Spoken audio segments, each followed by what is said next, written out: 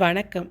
இன்று நாம் பார்க்க இருப்பது முருகனின் 6 படை வீடுகளுள் 6வது படை வீடாக விளங்கும் பழமுதிர்ச்சோலையின் பெருமைகளை பற்றிதான். பழமுதிர்ச்சோலை முருகக் கடவுளின் இத்திருக்கோவில் அழகர் கோவிலின் அடிவாரத்திலிருந்து மலை மீது அமைந்து விளங்குகிறது. இக்கோவில் உள்ள இடத்தில் முன்பு வேலின் சிலை வடிவம் மட்டுமே இருந்து அதனை மக்கள் நெடுங்காலமாக வழிபட்டு வந்ததாக கூறுகின்றனர். அந்த சிலை வடிவம் இப்போதும் இத்திருக்கோவிலுக்குள் தனி சந்நிதியாக உள்ளது. முருகப்பெருமான் இங்கு இச்சாசக்தியாகிய வள்ளியம்மையுடனும், கிரியாசக்தியாகிய தெய்வானை அம்மையுடனும், ஞான சக்தியாகிய ஆதிவேலுடனும் ஒரே பீடத்தில் வீற்றிருந்து காட்சியளிக்கின்றார். கோபுர தரிசனம் கோடி புண்ணியம் என்னும் வாக்கிற்கிணங்க இத்திருக்கோவிலின் முகப்பில் 3 நிலைகளுடன், தங்க கலசங்களுடனும், இயற்கையான எழிலுடனும், பசுமை மலைகளால் சூழப்பட்டு மத்தியில் ராஜகோபுரம் கம்பீரமாக காட்சியளிக்கின்றது. இக்கோபுரம் ஸ்தூலலிங்கம் என்று போற்றப்படுகிறது. இங்குள்ள விநாயகரின் பெயர் அருள்மிகு வித்தக விநாயகர் என்பதாகும். இவர் 4 திருக்கரங்களுடன் அமர்ந்திருந்த கோலத்தில் அருள் பாலிக்கின்றார். அவரை சேவித்ததும் மூலஸ்தானத்தில் முருகப்பெருமான் வள்ளி தெய்வானையுடன் ஒரே பீடத்தில் 4 திருக்கரங்களும் கையில் வேலாயுதத்துடன் வீற்றிருக்கின்றார். இத்திருவுருவம் மிகவும் அழகு வாய்ந்தது. அழகே உருவானது. மனதில் அமைதியும் இன்பத்தையும் அளிக்கும் இயற்கை எழில் கொண்டிருக்கும் இடத்தில் குமாரக் கடவுள் கோவில் கொண்டு அருள் புரிகின்றார். அருள் வள்ளலாகிய இம்முருகப் பெருமானின் புகழை பாட வந்த அருணகிரிநாதர், செகக்கென சேகு தகுதிமிதோதி திமியென ஆடும் மயிலோனே, திருமலிவான பழமுதிர்ச்சோலை மலைமிசை மேவு பெருமாளே என இத்தலத்தில் போற்றி பாடி மகிழ்கின்றார். இங்குள்ள ஆதிவேல் சந்நிதி மிக அழகுடன் அமைந்துள்ளது. இச்சந்நிதியில் வழிபட்டால் சகல காரியங்களும் சித்தியாகும். இங்கு பிரதி செவ்வாய்தோறும் பால் அபிஷேகம் செய்து வழிபட்டால் சகல காரியங்களும் சித்திக்கும். மேலும் மூலவருக்கு 3 மாலைகள் சாற்றிய மாலையை திருமணம் தாமதமாகும் கன்னியர் தம் கழுத்தில் அணிந்து கொண்டு திருக்கோவிலை வலம் வந்து கோவிலின் வலப்புறத்தில் உள்ள கடம்ப மரத்தில் தம் கழுத்தில் உள்ள மாலையை கழற்றி அணிவித்து மரத்தை வலம் வந்து வணங்கினால் திருமண பாக்கியம் கிட்டும். மேலும் புத்திர சந்தானம், நல் ஒழுக்கம், நல்ல கல்வியும், சகல செல்வயோகமிக்க பெருவாழ்வையும் சோலைமலை கந்தப்பெருமான் வழங்கி அருள்கின்றார்.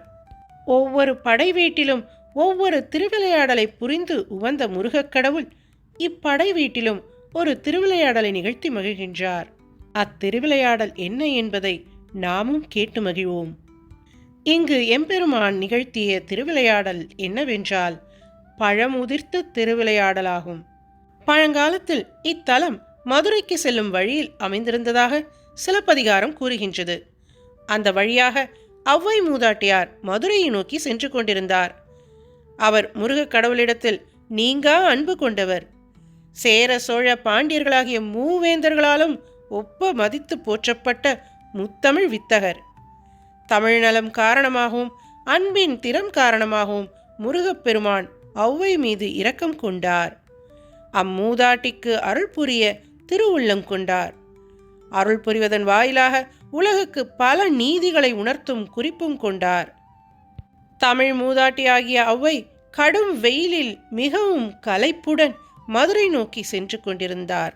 ஔவையின் நிலையறிந்த முருகப்பெருமான் மாட்டுக்கார சிறுவனாக உருக்கொண்டு ஔவை செல்லும் வழியினிடையில் இருந்த நாவல் மரம் ஒன்றின் மீது ஏறி கிளையில் அமர்ந்து கொண்டார். களைப்போடு அவ்வழியே வந்த ஔவையார் மரத்தின் நிழலில் சிறிது நேரம் ஓய்வெடுத்து கொண்டு செல்ல கருதி அம்மரத்தின் கீழ் சென்று ஓய்வெடுத்தார். அந்நிலையில் அம்மரக்கிளையில் இருந்த மாட்டுக்கார சிறுவன் ஔவையை நோக்கி, பாட்டி, களைப்பை போக்க நாவற்பழங்கள் வேண்டுமா என்று பரிவுடன் கேட்டான். அதை கேட்ட ஔவை மகிழ்வுற்று வேண்டும் என மறுமொழி கூறினார். உடனே முருகனாகிய மாட்டுக்கார சிறுவன், பாட்டி, சுட்ட பழம் வேண்டுமா, சுடாத பழம் வேண்டுமா என்று 2 கேள்விகளை கேட்டார். அக்கேள்விகள் ஔவையை திகைக்கச் செய்தன. பின்னர் ஔவை சுடாத பழமாகவே தருக என்று கூறினார். மாட்டுக்கார சிறுவன் மரக்கிளையை உலுக்கினான். கிளையிலிருந்த கனிந்த பழங்கள் கீழே உதிர்ந்தன. கீழே விழுந்த பழங்களில் மண் ஒட்டி கொண்டது. ஔவையார் ஒவ்வொரு பழமாக எடுத்து அதில் ஒட்டி கொண்டிருந்த மண்ணை போக்குவதற்கு வாயினால் ஊதினார். அதை கண்ட மாட்டுக்கார சிறுவன், பாட்டி, பழம் மிகவும் சுடுகின்றதா? நன்றாக ஊதி ஆறிய பிறகு உண்க என்று கூறியவனும் சிரித்தான். அச்சிறுவனின் மதிநுட்பத்தை வியந்த ஔவையார் தன் அறிவின் சிறுமையை எண்ணி கண் கலங்கினார். முருகப்பெருமான் இத்திருவிளையாடல் மூலம் ஒரு தத்துவத்தை உலகுக்கு உணர்த்தி அருளினார். அது என்னவென்றால், உலகில் உள்ள உயிர்களெல்லாம் உலகப்பற்று என்னும் மண்ணால் ஒட்டப்பட்டிருக்கின்றன. அந்த மண்ணை போக்க வெறும் கல்வி அறிவு மட்டும் போதாது, இறைவனை உணரும் மெய்யறிவும் தேவை. மெய்யறிவு ஒன்றினாலேயே பற்று என்னும் மண்ணை அகற்ற முடியும் என்பதாகும். முருகப்பெருமான் ஔவைக்கு உதிர்த்த பழம் வடிவில் நாவற்பழமே ஆயினும் உண்மையில் அது ஞானப்பழமாகும். முருகனே ஒரு ஞானப்பழம். ஞானப்பழமான முருகன் இவ்வாறு நாவற்பழங்களை உதிர்த்ததால் இத்தலம் பழமுதிர்ச்சோலை, அதாவது பழம் உதிர்க்கப்பட்ட சோலை என்று பெயர் வழங்கப்பட்டு வருகிறது. இங்குள்ள விசேஷ தீர்த்தங்கள் என்னவென்றால், முருக தீர்த்தம் மற்றும் சிலம்பாறு என்று வழங்கப்படுகின்ற நூபுர கங்கை தீர்த்தம். முருக தீர்த்தம் சோலைமலை பெருமானின் அருட்பார்வைக்கு நேர் எதிரே மலை மீது சுமார் 1/2 கிலோமீட்டர் உயரத்தில் உள்ளது. இந்த ஊற்றிலிருந்துதான் முருகப்பெருமானின் அபிஷேகத்திற்கு தண்ணீர் கொண்டு செல்லப்படுகிறது. இந்த ஊற்றின் அடியில் உள்ள மண் திருநீரை போன்று வெண்மையாக இருக்கும். இன்றும் அதை நாம் பார்க்கலாம். நூபுர கங்கை தீர்த்தம் முருகன் திருக்கோவிலுக்கு அருகில் உள்ள மாதவி மண்டபத்தில் கோமுகியின் வழியாக விழுகின்றது. இத்தீர்த்தத்தில் இரும்பு சத்தும் தாமிர சத்தும் நிறைந்துள்ளதாக கூறப்படுகின்றது. அதனால் இந்த தீர்த்தம் பல வகையான நோய்களையும் குணப்படுத்த வல்லதாயுள்ளது. இத்திருக்கோவிலின் தலவிருட்சம் நாவல் மரமாகும். இது ஐப்பசி மாதம் பழம் பழுக்கும் அதிசய மரமாகும். இங்கு திருமாலாகிய கண்ண பகவானும் பேரழகர், ஆறுமுகனாகிய கந்தப்பெருமானும் பேரழகர். இரு பேரழகர்களும் இத்தலத்தில் திருக்கோவில் கொண்டு விளங்குவதால் இத்தலம் அழகர் கோவில் என்றும் இத்தலத்து மலை அழகர் மலை என்றும் திருப்பெயர்கள் பெற்று விளங்கி வருகின்றன. சோலைமலை முருகனை வணங்கி வழிபட செல்லும் அன்பர்கள் முதலில் அடிவாரத்து நெடியோனாகிய திருமாலை கண்டு தரிசித்து கொண்டு பின்னர் முடியில் விளங்கும் முருகனை கண்டு வழிபட வேண்டியது முறையாகும்.